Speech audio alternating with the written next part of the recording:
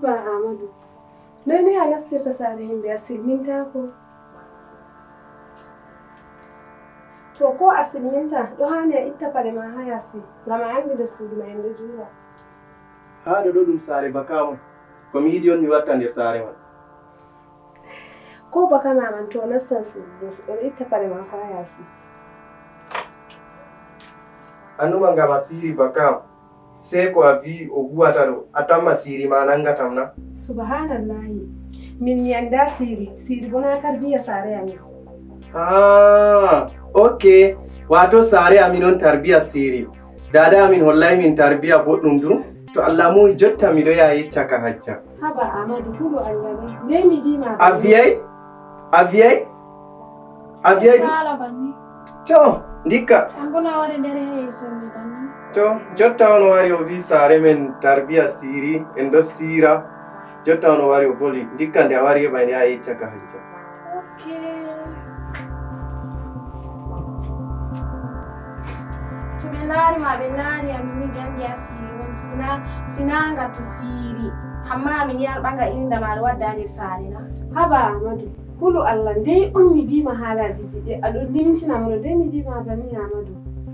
O fewantena ko a yotti ɓe fewani min mi andama ko baka min laari ma ha ɓandu ma on ɓangi ma waddi ha nder sare min. Ɗume o larata ɗum kugal siri ma non tan an fu andi. Mi yetti mon ko ɗuuɗa. Mi andi so na ngam joɗetegal on fotai on wara on waɗa yam kon waɗi yam banni ha nder sare. To suni ma ɓerno a nanga lawol ma huta sare mo. O ɓernan na? Oɗo o ɓerna? Oɗo yama sare ɗo. A tama o dillan na? O dillata. Wai Allah.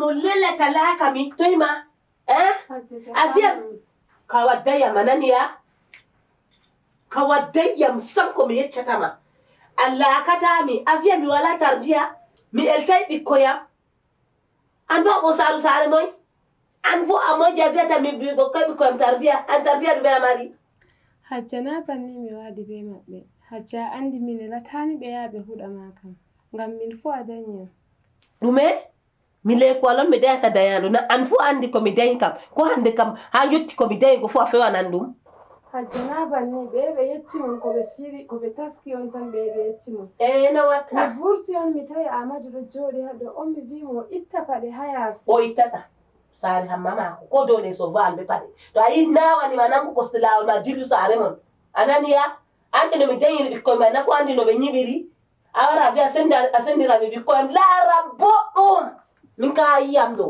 waade seɗɗen ɓe ko ya mana sheɗan banama nato goɗɗo yiɓani tagdi sheɗan ɓe tagima amma wato hakkilo ma boɗɗum mbiyam goɗɗume ɗum salan jogetegal seɓe muñal wasu gonɗe mata foyo nder ɗam habduɗo tunu gorko mategal duniyaru sare yirde wodi yande nyalade nde timman.